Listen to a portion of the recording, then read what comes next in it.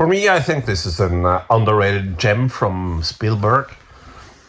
There's probably a lot out there that I haven't seen. I haven't seen all his films that are more like, oh, you should, definitely that, oh, this is the most underrated thing he's ever done and it's a masterpiece, whatever.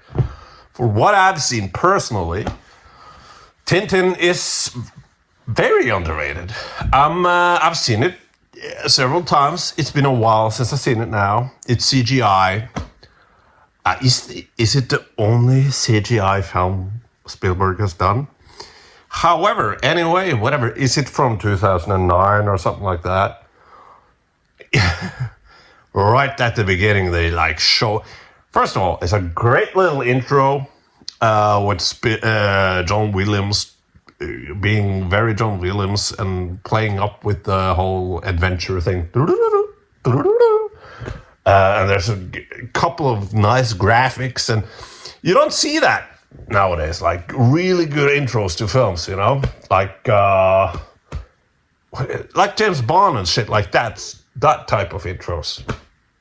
And then we go into and I'm like, what? It still looks fucking good, man. It does. And TinTin is at the first introduction of TinTin as a character.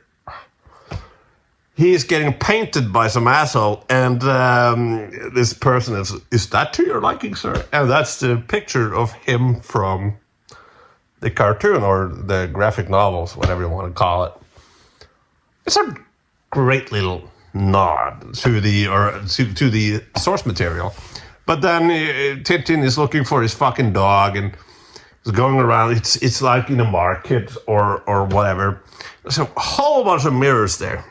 Whole bunch of mirrors. Is going past the mirrors, and the mirrors are capturing him as he goes by.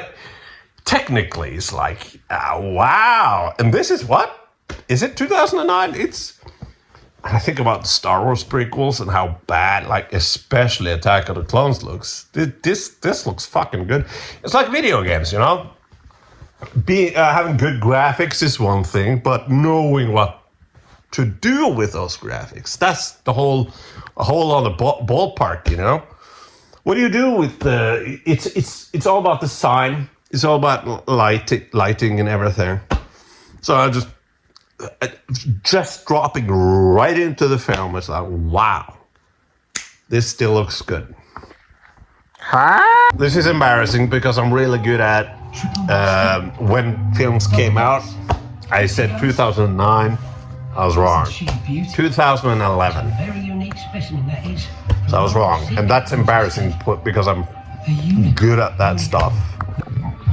The reason why I'm watching this now is because Peter Jackson just recently said that he was going to make the new TinTin film.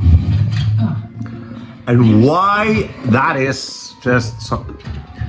Okay, so when Spielberg made this, it was a long development process, CGI and all that, And the whole plan was for Spielberg to make the first one and Jackson to make the second one. But this one didn't do it as good in the movie theaters as they wanted. I don't know if it flopped, but it didn't do as well as they hoped. So the sequel with Peter Jackson was on ice. And now it's 2011, that's 40 years ago. So I thought, no, that's never gonna happen. And then Peter Jackson said just recently that that's his newest film. That's what he's gonna do next. So I'm delighted because I always have been waiting for the Peter Jackson film of TinTin. I hope it is not a reboot or anything. I hope it's the same TinTin as this, and it's a fucking enjoyable film.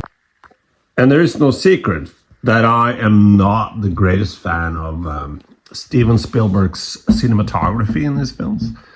What is it called? Jonas whatever? I'm not a huge fan of Spielberg's cinematography. I think the last really good cinematography his films was that Schindler's List or something like that. War of the Worlds, I also think, was one of his underrated films, but they're not the best. Like, if you like that sort of thing, that sort of cinematography, that's for your thing. You do you, but for me, no. The light is so white and shiny and all over the place. Anyway, but in this one, since it's CGI, it's not that apparent. And when TinTin, there's always filming things in the dark can be difficult. But Dean Cundey, the cinematographer of Halloween, for example, and several John Carpenter films, he understood how to light darkness. Him and Gordon Willis. And it's a scene in the dark now, and it reminds me kind of like the lighting in Halloween, those films, which is a good thing. Also, a little shout out to Dean Cundey in one of my all-time favorite films ever, The Thing. And the special effects are absolutely fantastic in that film. And the nerd who did those special effects, he was like 22, 23, something like that. He got some help from, what is his name? You know who I mean. That guy. The guy who died after Terminator Salvation. Stan Winston? Whatever, fuck it, doesn't matter. Anyway, but the robotics, the effects, whatever, wouldn't work if it wasn't lit perfectly. And Dean Cundey lit the Thing perfectly.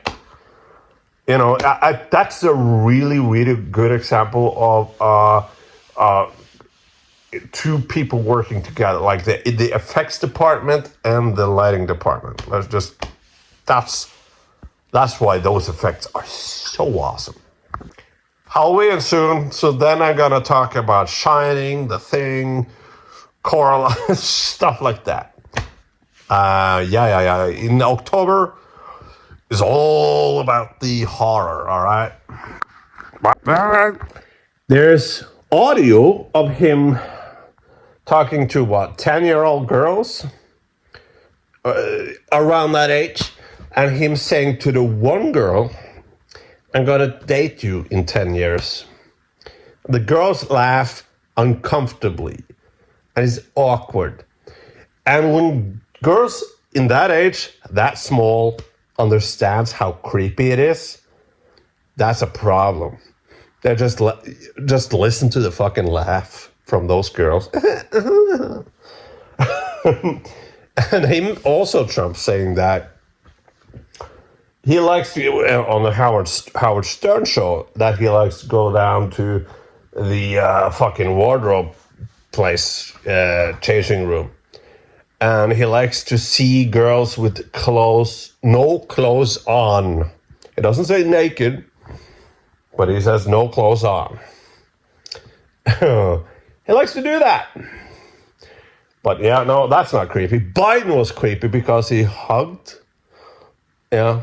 Anyway, so in a world like that, and also January 6th, when people can get away from, like, he can pardon everyone, and you can, Andrew Tate is doing that exact thing now. He's saying that him and Trump are tight, and that he almost expects Trump to let him off, you know?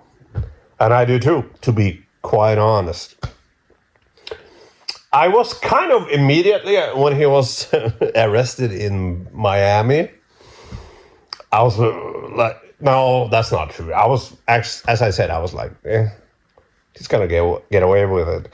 But there was a comment in the one video I saw where I hope he gets into Miami jail. And then I smiled, because the jail in Miami isn't that famously bad? And I was like having all these pictures in my head of Andrew Tate getting, right? I've been canceled 2 times on this channel, so I don't want to go into specifics. But you can like envision what's happening to Tate in that prison. And I would enjoy every single fucking second of it. However, he is getting, they again, it's shipping him over to England again, I guess. And I'm not in a position to say that England are soft on crime or whatever. I'm from Norway. Norway is very much liberal when it comes to prison sentence. Not necessarily prison sentences too, yeah, but also the prisons in general. But on the record, I stand wholeheartedly behind that because statistically, here in Norway, we do quite well when it comes to it. What is it? Repeating offenders in America, you have like 80, so very high repeating offenders. People that go into prison, they go out and they do the same fucking thing again. Here in Norway, it's all about rehabilitation, and the percentage of the prisoners doing the same shit again is much lower. So I trust in that statistics. However, yeah, I would like to think of him getting in prison in Miami, but because it's so awful. It's the whole.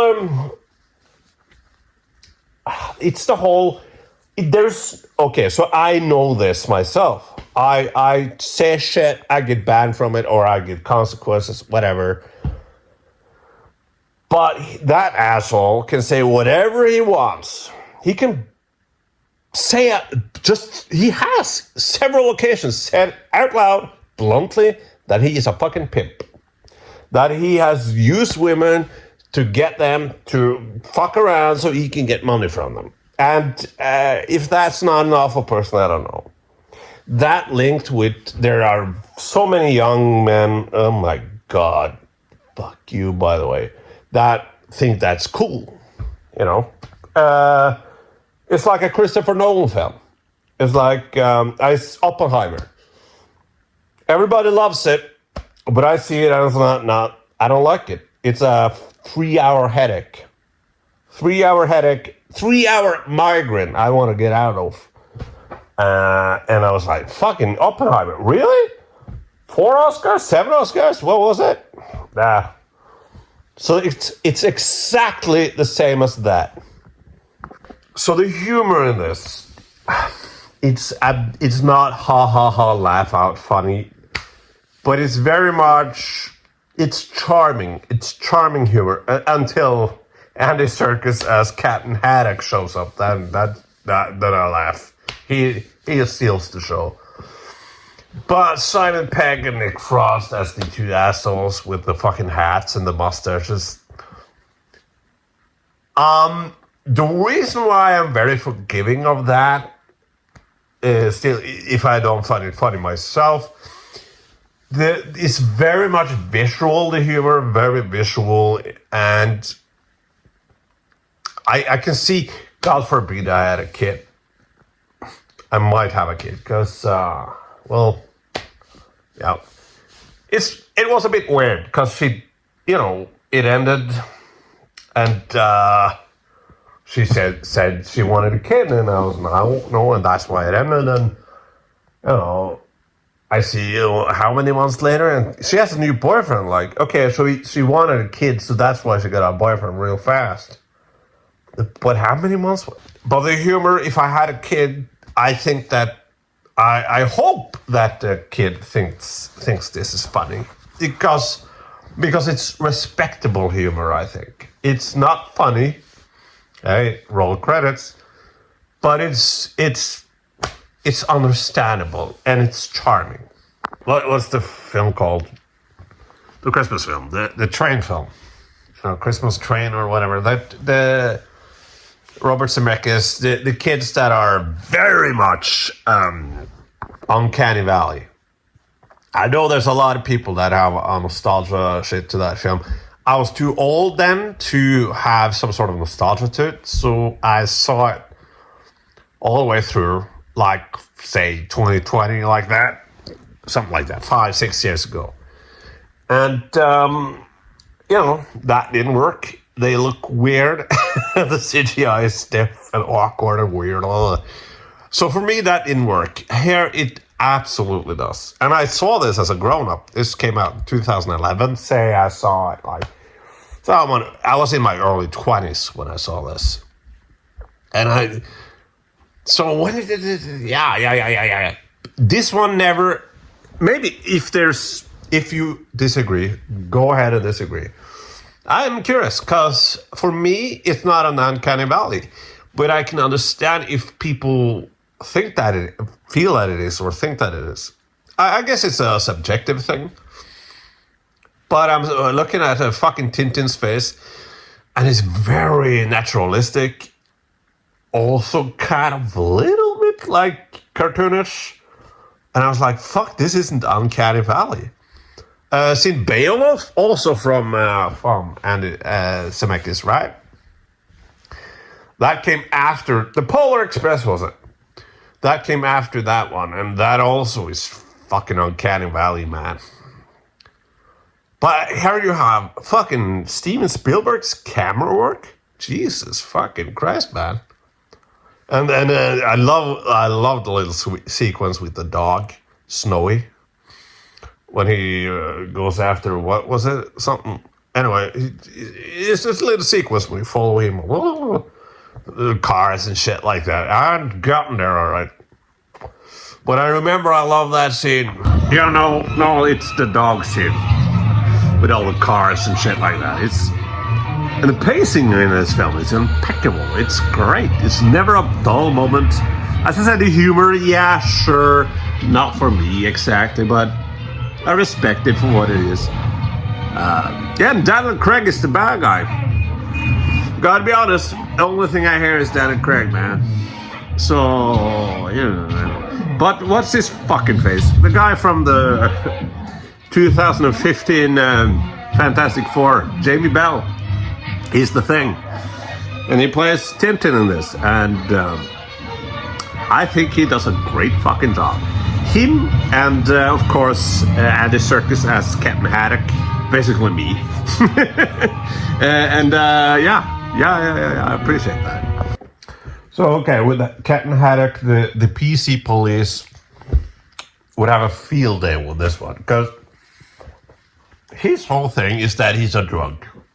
He's a captain and he's a drunk. And he loves to drink. And that's the kind of fun thing about him. You know, there's a lot of good jokes with him and his love for alcohol. But nowadays, even then, back in 2011, it's like, oh, can you do that now? With actual alcoholics and like, oh, my life aren't fun. No, it's not. But I just see it. Like, is he gonna be in the new Peter Jackson film? Gonna be sober and ripped like Chris Hemsworth, or stuff like that? I don't know.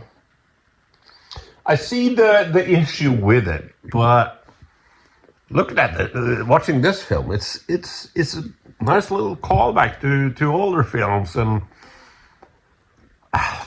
also in this film, he always gets criticized by other people for drinking, right? And he does get sober at one point.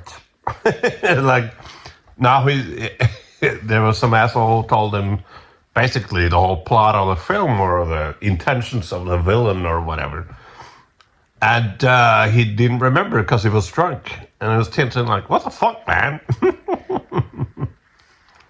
So it's always in a negative. It's always a bad thing that he drinks. But, yeah. I don't know. I love Haddock. I find him hilarious. Because, you know, I like to drink myself. And as soon as Captain Haddock shows up, I laugh all the way through. I guess it's specifically the police people. Interpol, is it? Simon Pegg and Nick Frost. That is more. Yeah, I bet kids get more out of that than grown-ups do. I don't know, but fucking hell, man, Captain Haddock is hilarious. Yeah, now the film is done. It's not that long. Pacing is great.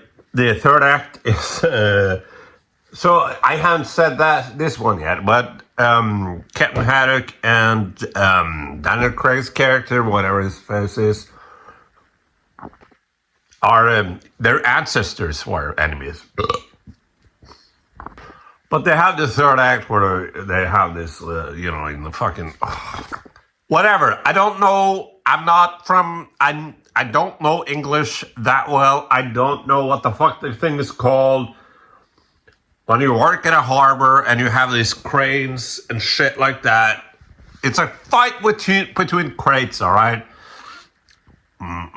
Whatever. But pacing good. The third act is great. I don't have anything negative to say about this film, actually. Except for, the weakest point might be the two Interpol agents, Simon Pegg, Nick Frost. That might be the weakest part of it. Maybe also I would wish that the villain had more to him than just being the villain. Except from that, it's a highly enjoyable film for the whole family. It's like they're guns and stuff, but nobody dies there, and and that's okay. Not every film has to be like a rated R film or whatever. I thoroughly enjoy this, and I highly recommend it. And yeah, go fuck yourself.